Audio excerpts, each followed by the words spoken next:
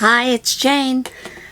Okay, now, I did the thing with for the gone, hashtag 50 gone by 2024, basically talking about whether crochet and knit can actually help you lose weight or burn calories. So I'm kind of going to expand a little bit on that. Those are some of the positive aspects of it. But as always, let's start with the medical disclaimer.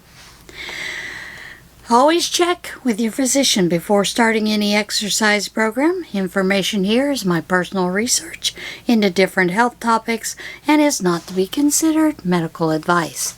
I am a retired RN. Alright, today we're going to talk about your hands. When you're knitting, crocheting, cross-stitching, tatting. What are some of the other things? Probably diamond painting, and even if you do paint by numbers, coloring. These probably will help you with all of those. But basically, the article was mostly about knitting and crochet. Facts and tips that you need to know. So let's get into it. Do you enjoy needlepoint? Do you spend your free time knitting? Do you have hand pain? Do you have arthritis in your hands? I have some arthritis starting here and in here and the pinky. And, I can feel them. So, if you answered yes to any or all of the questions above, then this is for you. Don't let your hand pain or arthritis get in the way of what you love. We don't want that to do. Now, here's a quick fact. Now, this person that wrote this is in Canada, so these are Canada numbers, but I can guarantee you that the Americas are just as bad and probably all over the world. Alright, arthritis is Canada's most prevalent chronic health condition.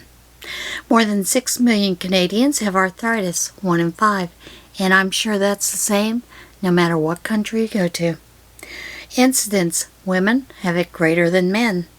There are over 100 types of arthritis. 100 types. Common symptoms and complaints are inflammation and stiffness of the joints, difficulties with activities of daily living. What exactly is arthritis? Arthritis wears away the cartilage of our joints, less cushioning and exposing bones.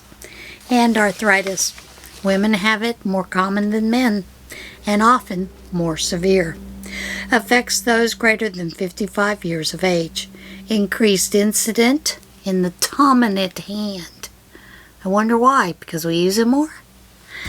Our wrist and hand have 27 bones. Think about that. 27 bones. From just here to here.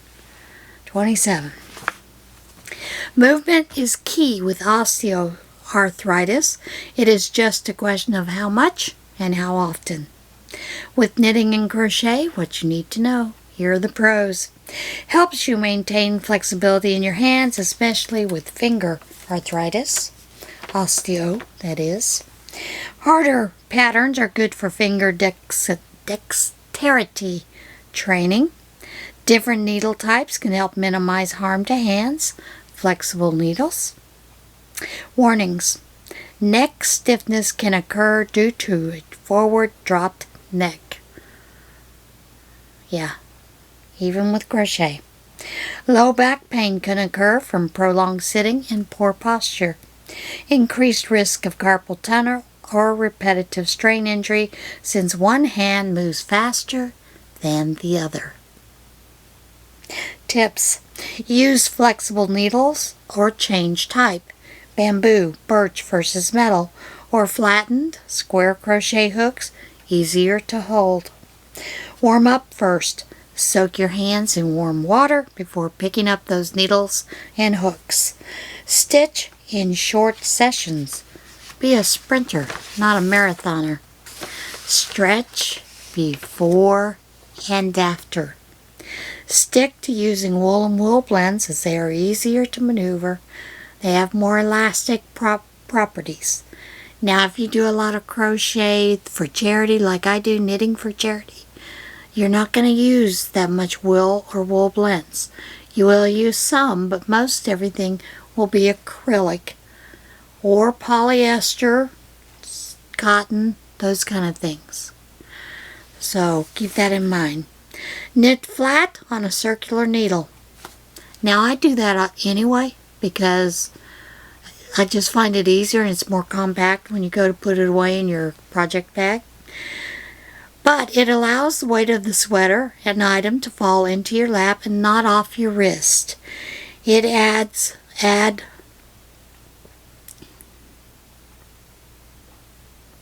a foam sheath or wrap a rubber band around your crochet hook handle a few times to prevent your hook from slipping from your grip, and you will use less force to hold it. How many of us death grip? Consider one of the knitting aids and tools out there in the market, and there's a place called knittingaid.com. Ask experts at your local needle workshop staff for tips to help you make adjustments in your yarn tension and other tips. Stretches and massage after sessions. Bend your elbows, wrist, fingers, open and close fists to loosen things up after each session, then massage and stretch. Hold stretches 15 to 20 seconds each. Massage for 20 to 30 seconds in each key area.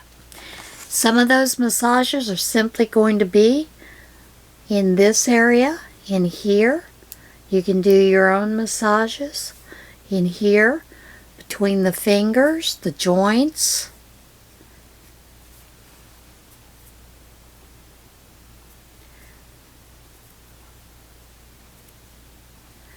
Stretching this way, and then of course you're going to bring them in, out. There's also, the piano exercise, which is just doing that, stretching. These are all great exercises. And as always, you want to massage your hands, the joints, in between. Just pretend like you're doing a spa day. Yep, that's exactly what you need to do. Pretend like you're doing a spa day.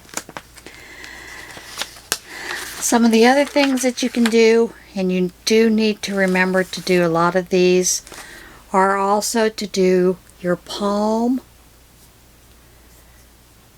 massage, the back of the wrist, back of the hand, this area.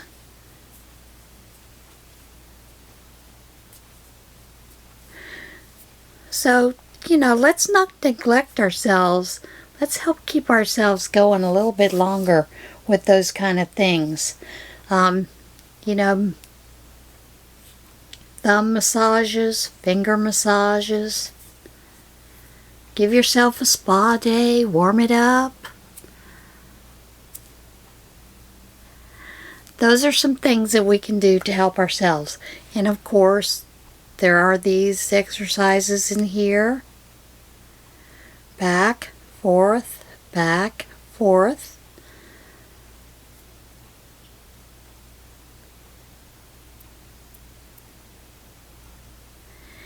And like I said, as a nurse, I learned to do a lot of these because you have a lot of writing that you're doing when nowadays they use computers.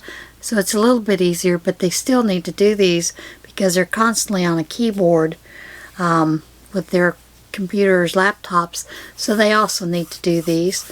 You can do some simple things like warming up your hands this way. Warming up the palms and the back of your hands. Don't forget your wrist. You want to bend those elbows. Make sure that you're getting some good range of motion.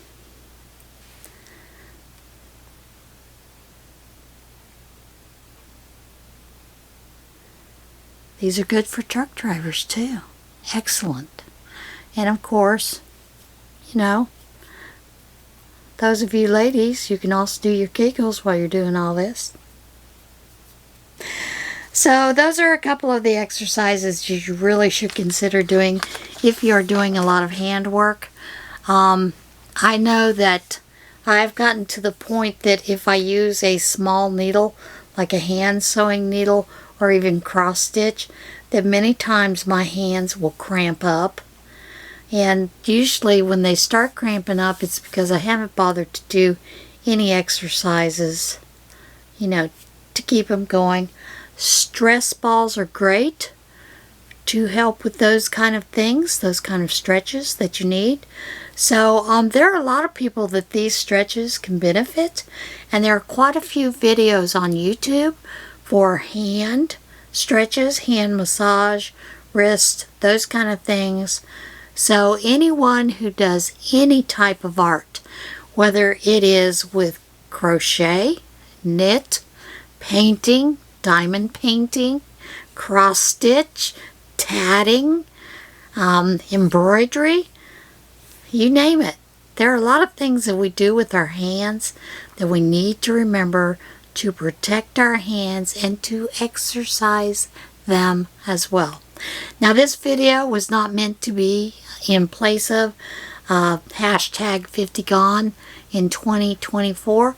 Simply I was choosing this one as another topic, any topic, because we had talked about the benefits, pluses of knitting, crochet, those kind of things that they do with your mind, not only burning calories, but also the mind, mental health, helps with depression, those kind of things. But along the way, if we don't take care of our hands, the depression is going to hit there too. So make sure that you are exercising, moving those hands as much as possible so you can give them a lot longer life. Now those of you who have carpal tunnel issues, you probably need to talk with your orthopedic doctor or your doctor about that before you do any of these, because you really don't want to injure anything with your carpal tunnel. But I think you'll find that most of them agree it's a good idea. But that's it. This one's a short one, and I will see you again soon. Bye.